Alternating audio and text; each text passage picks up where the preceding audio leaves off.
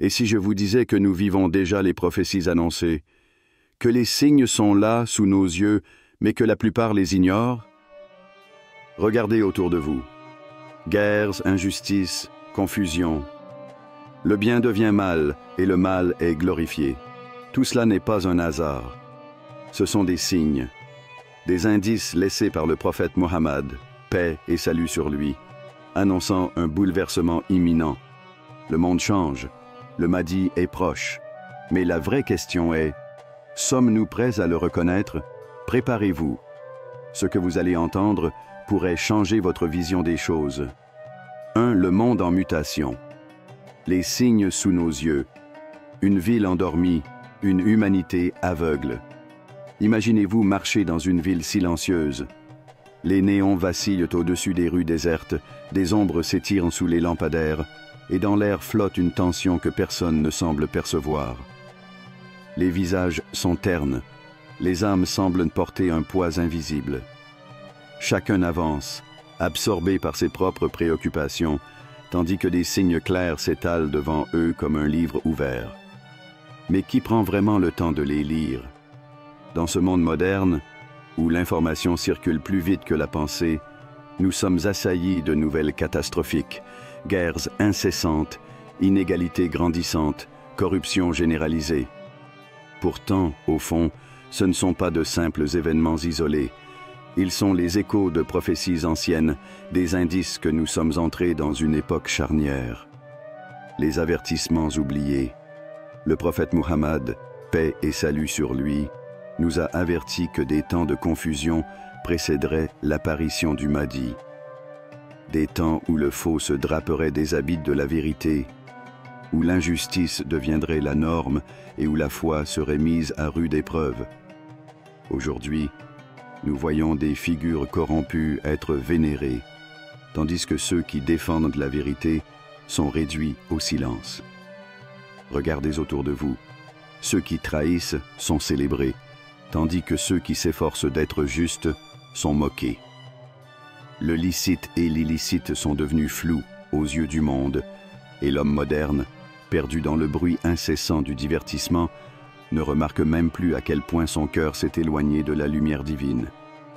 La corruption est apparue sur la terre et dans la mer à cause de ce que les gens ont accompli de leurs propres mains, afin qu'Allah leur fasse goûter une partie de ce qu'ils ont œuvré. Peut-être reviendront-ils vers lui. Sourate Ar-Rum 41. Ce verset résonne aujourd'hui plus que jamais. Ce que nous vivons n'est pas un hasard. Ce chaos, cette perte de repères, cette sensation d'une humanité qui court à sa perte. Tout cela a été annoncé. Le mirage du progrès. Certains diront, mais nous vivons dans une ère de progrès. Nous avons la technologie, la médecine avancée, l'intelligence artificielle, nous avons conquis l'espace. Oui, mais à quel prix? Nous avons bâti des tours de verre et d'acier, mais avons détruit nos cœurs. Nous avons perfectionné la science, mais avons oublié la sagesse. Nous avons accès à un océan de connaissances, mais notre ignorance de la vérité n'a jamais été aussi grande. Ce monde semble avancer, mais vers où? Une humanité sans âme, une société qui glorifie l'éphémère et méprise l'éternel. Un réveil nécessaire. Ouvrons-nous vraiment les yeux sur ce qui se passe autour de nous? Avons-nous pris conscience que nous vivons une époque où chaque événement semble converger vers une seule conclusion, l'accomplissement des prophéties? Ou sommes-nous simplement des spectateurs distraits, consommant l'information sans jamais en saisir le sens profond? La question n'est pas de savoir si les signes sont là. Ils sont visibles, clairs, criants. La vraie question est, sommes-nous prêts à les voir? 2. La justice disparue. Un monde à l'envers. Le sage oublié. Dans un village autrefois paisible, vivait un vieil homme connu pour sa sagesse et sa droiture. Chaque soir, les habitants se rassemblaient autour de lui pour écouter ses conseils. Il était l'arbitre des conflits, le phare qui guidait les âmes troublées. Mais avec le temps, les choses changèrent. Les jeunes ne venaient plus l'écouter. Certains se moquaient de ses paroles, disant qu'il appartenait à un autre temps, un temps révolu. Ceux qui recherchaient encore la justice étaient traités d'utopistes, d'ignorants ou pire, de fauteurs de troubles. Peu à peu, ce vieil homme devint un étranger dans son propre village. Son savoir, autrefois précieux, fut remplacé par l'avidité et l'arrogance. Un jour, un conflit éclata entre deux familles. On vint le voir, non pas pour lui demander conseil, mais pour lui dire qu'on n'avait plus besoin de lui. « Nous avons des lois maintenant, des règles modernes, » lui dit-on. Mais ces lois n'étaient que des instruments entre les mains des puissants. La justice n'existait plus, ou plutôt, elle ne servait que ceux qui pouvaient se l'acheter. La fin de la justice prophétisée. Le prophète Muhammad, paix et salut sur lui, nous a avertis. L'une des grandes épreuves de la fin des temps serait la disparition de la justice. Il viendra un temps où l'homme pieux sera regardé comme un insensé et l'homme corrompu sera vu comme un sage. Hadith. Aujourd'hui, nous vivons dans ce monde à l'envers. Les dirigeants trahissent leur peuple sans honte, utilisant des discours trompeurs pour justifier l'injustifiable. La richesse est entre les mains de quelques-uns, tandis que les masses luttent pour survivre. Le bien est moqué, ridiculisé. Défendre la vérité est devenu un acte de rébellion, un danger. Quant à ceux qui mentent et manipulent, ils sont glorifiés, placés sur des piédestaux et suivis aveuglément. Ne trahissez pas sciemment vos engagements après les avoir confirmés et ne soyez pas de ceux qui trompent. Sourate An-Nahl, 91. Ce verset est un rappel puissant. Il ne s'adresse pas seulement aux dirigeants, mais à nous tous, car chaque acte d'injustice commence par une petite trahison, un silence complice face à l'oppression, un détournement du regard lorsque l'on voit une âme souffrir. Un monde devenu insensible. Regardons autour de nous. Lorsqu'un innocent est injustement accusé, combien prennent le risque de le défendre? Lorsqu'un puissant abuse de son autorité, combien osent lever la voix? Lorsqu'un pauvre demande justice, combien lui répondent que ce monde ne lui appartient pas? Nous avons rationalisé l'injustice, trouvé des excuses pour expliquer pourquoi elle existe. C'est comme ça, dit-on. On ne peut rien y faire. Mais en acceptant cela, nous devenons complices. Un choix à faire. Sommes-nous devenus insensibles à l'injustice, ou cherchons-nous encore la vérité? Ce monde est un test, et l'arrivée du Mahdi ne sera pas simplement un événement cosmique, ce sera un moment de vérité. Ceux qui auront fermé les yeux sur l'injustice devront répondre de leur silence. Ceux qui auront persisté à chercher la vérité, malgré la difficulté, seront parmi ceux qui reconnaîtront son appel. Il est encore temps d'ouvrir les yeux. Mais la question est, qui ose encore voir la réalité en face? 3. Les guerres et les conflits. Le chaos avant l'aube. Un monde en feu. Regardez autour de vous. Des explosions illuminent le ciel nocturne, non pas comme des feux d'artifice célébrant la vie, mais comme des flammes dévorant l'innocence. Les cris des enfants remplacent les rires, et les prières des opprimés s'élèvent dans l'indifférence d'un monde qui a depuis longtemps tourné le dos à la justice. Nous vivons une époque où la guerre n'est plus un événement exceptionnel, mais une norme. Chaque jour, une nouvelle nation sombre dans le chaos. Des dirigeants avides de pouvoir manipulent les peuples, attisant la haine et divisant les communautés. La souffrance est devenue une marchandise médiatique, consommée sans émotion, oubliée aussitôt remplacée par une nouvelle tragédie. Mais tout ceci n'est pas un hasard. C'est l'accomplissement d'une prophétie, un signe que nous nous approchons d'un tournant décisif de l'histoire humaine. Les conflits prophétisés. Le prophète Muhammad, paix et salut sur lui, nous avait avertis. Avant l'arrivée du Mahdi, des troubles se multiplieront, le sang coulera et des guerres éclateront au sein même des terres musulmanes. Regardons le Moyen-Orient, berceau des civilisations et terre des prophètes. Ce territoire est devenu un champ de bataille permanent. Des nations jadis alliées se trahissent, des peuples autrefois unis s'affrontent. Chaque jour, de nouvelles alliances se forment, mais elles ne visent pas la paix.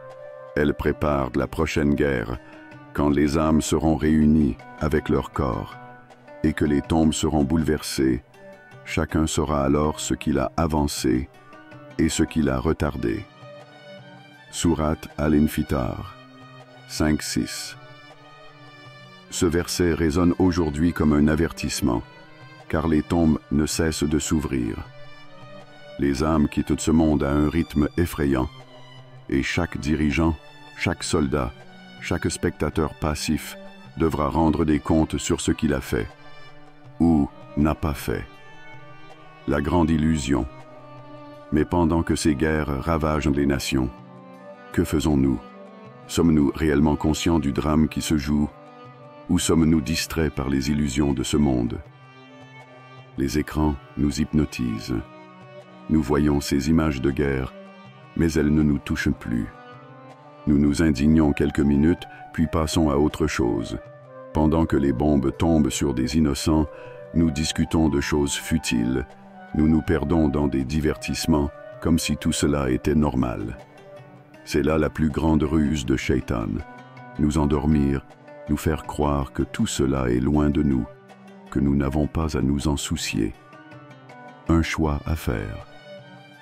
Est-ce que nous nous préparons à affronter ces épreuves avec foi, ou sommes-nous distraits par les illusions du monde? Le Mahdi ne viendra pas dans un monde paisible. Il viendra dans un monde en flammes, un monde où la justice aura disparu, où seuls ceux qui auront gardé la foi malgré l'adversité seront capables de le reconnaître et de le suivre. La question est, serons-nous prêts? 4. La montée du Dajjal. L'épreuve ultime. L'illusion parfaite. Imagine un homme marchant seul dans le désert. La chaleur écrasante fait trembler l'air, et son souffle devient court. Soudain, devant lui, apparaît une oasis. Une eau cristalline scintille sous le soleil, bordée de palmiers verdoyants. Un sentiment d'espoir envahit son cœur. Son salut est proche. Mais lorsqu'il tend la main pour puiser l'eau, elle disparaît. Ce n'était qu'un mirage, un piège de la lumière et du désert. Cette scène, bien qu'anodine, est l'image même de l'épreuve du Dajjal. Il viendra avec des illusions si réalistes que ceux qui auront un cœur faible les prendront pour la vérité. Il offrira l'abondance dans un monde de misère. Il guérira les malades, donnera vie aux morts, fera pleuvoir sur des terres arides. Mais tout cela ne sera qu'un mensonge, une tromperie divine permettant de tester qui mérite véritablement la guidance d'Allah. Le plus grand imposteur, le prophète Muhammad, paix et salut sur lui, nous a mis en garde contre cette épreuve comme aucune autre. Depuis la création d'Adam jusqu'à l'heure, il n'y aura pas d'épreuve plus grande que celle du Dajjal, Muslim. Il ne viendra pas sous une forme monstrueuse, mais sous celle d'un sauveur charismatique, un homme qui parlera d'unité, de paix et d'amour, un homme qui proposera des solutions aux crises du monde. Mais tout ce qu'il donnera sera un poison déguisé en remède. Les riches deviendront encore plus riches sous son règne, les opprimés croiront enfin voir la fin de leur souffrance. Beaucoup tomberont sous son emprise, pensant qu'il détient la vérité. Mais ce sera une vérité fausse, construite sur l'illusion et le détournement. Certes, la ruse de Satan est faible, mais elle égare ceux qui ne sont pas attentifs. Sourate An-Nisa 76. Cette épreuve sera si grande que même les plus pieux trembleront. Certains se demanderont si leur foi est assez forte pour résister. Le prophète, paix et salut sur lui, nous a recommandé de réciter les 10 premiers versets de Sourate Al-Kahf pour être protégés de son influence. La vraie question aujourd'hui, nous vivons déjà dans un monde où le faux est présenté comme le vrai. où la vérité est ridiculisée et ceux qui s'y accrochent sont marginalisés. Lorsque le Dajjal apparaîtra, il ne suffira pas d'avoir une simple connaissance de l'islam pour ne pas être trompé. Il faudra une foi solide, inébranlable. Serons-nous assez solides dans notre foi pour reconnaître la vérité du mensonge? 5. Les signes de l'arrivée du Mahdi. Ce que nous devons savoir. L'heure approche. Le monde est en ébullition. Des nations s'effondrent, des crises se succèdent, et les âmes cherchent désespérément une lumière dans cette obscurité grandissante. Pourtant, au milieu de ce chaos, il y a une promesse, un espoir. Un homme, issu de la lignée bénie du prophète Muhammad, paix et salut sur lui, viendra restaurer la justice et ramener l'humanité vers la vérité. Le Mahdi, il ne viendra pas soudainement, sans avertissement. Allah a laissé des signes, des indices, pour ceux qui ont un cœur attentif. Mais la vraie question est, sommes-nous en train de les voir? Les signes prophétiques. Le prophète, paix et salut sur lui, nous a révélé des événements précis qui précéderont l'apparition du Mahdi. Aujourd'hui, ces signes sont-ils déjà là? Une grande guerre mondiale, un conflit sans précédent éclatera, plongeant le monde dans le désespoir. Alliance et trahison marqueront cette époque. Une crise économique dévastatrice. L'argent perdra sa valeur. La pauvreté touchera même ceux qui se croyaient à l'abri. Des tremblements de terre multipliés. La terre elle-même témoignera du bouleversement de l'humanité.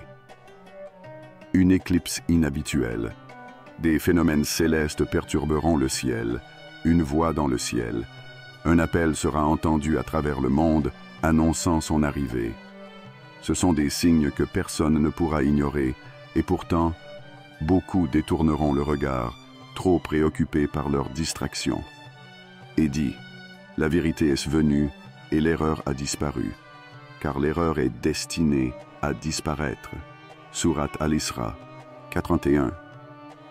La vérité éclatera, mais serons-nous prêts à l'accepter? Une préparation spirituelle. L'arrivée du Mahdi n'est pas un simple événement historique à attendre passivement. C'est un test. Ceux qui auront un cœur pur le reconnaîtront. Ceux qui auront vécu dans l'illusion auront du mal à accepter la vérité. Nous devons nous poser la vraie question. Sommes-nous prêts à reconnaître les signes et à nous préparer spirituellement? 6. Se préparer intérieurement. La clé du salut. Un moment de méditation. Fermez les yeux. Écoutez votre souffle, le battement constant de votre cœur. Ressentez ce lien invisible qui vous relie à l'univers, à votre Créateur. Le monde peut s'effondrer autour de vous, mais dans ce silence intérieur, il y a une vérité immuable. Allah est toujours là. Beaucoup attendent l'arrivée du Mahdi comme un spectacle, un bouleversement extérieur qui changera tout. Mais ce qu'ils ignorent, c'est que la véritable préparation ne se fait pas dans les rues ni sur les champs de bataille, mais dans l'âme de chaque croyant. Le Mahdi n'apparaîtra pas seulement pour corriger les injustices du monde, il viendra aussi révéler la réalité des cœurs. Ceux qui auront construit une forteresse de foi en eux-mêmes verront la vérité. Ceux qui auront vécu dans l'illusion seront aveugles, même face aux signes les plus évidents. L'éveil spirituel. Un appel au changement. Allah nous a donné des repères, des clés pour nous préparer à cette grande épreuve. Mais les suivons-nous? Sommes-nous en connexion avec notre Créateur? Nos prières sont-elles un simple rituel ou un dialogue vivant avec Allah? Notre cœur est-il purifié des poisons du monde? L'avidité, l'orgueil, la distraction, sont-ils nos compagnons ou les avons-nous chassés? Cherchons-nous réellement la vérité ou nous laissons-nous porter par les illusions de ce monde? Ô vous qui avez cru, obéissez à Allah, obéissez aux messagers et à ceux d'entre vous qui détiennent l'autorité. Sourate An-Nisa, 59. L'obéissance à Allah ne se limite pas aux actes extérieurs. C'est un état d'âme, une vigilance constante face aux tentations, un retour sincère vers lui avant que les événements prophétisés ne se déroulent sous nos yeux. L'ultime question, le Mahdi viendra. Les signes sont déjà là. Mais au-delà des événements spectaculaires et des prophéties qui s'accomplissent, il y a une vérité plus profonde. Sommes-nous vraiment prêts à l'accueillir? Les signes sont là, certains les voient, d'autres détournent le regard, mais bientôt, il sera trop tard. L'arrivée du Mahdi ne sera pas seulement un événement visible dans le monde, ce sera aussi une épreuve pour chaque cœur. Seul celui qui est prêt intérieurement pourra le suivre. Ne soyons pas de ceux qui réalisent la vérité quand il est déjà trop tard. Revenons à Allah dès maintenant. Ouvrons les yeux. Préparons nos âmes. Partagez cette vidéo, car chaque personne qui entend ce message pourrait être une âme sauvée. Le temps est compté.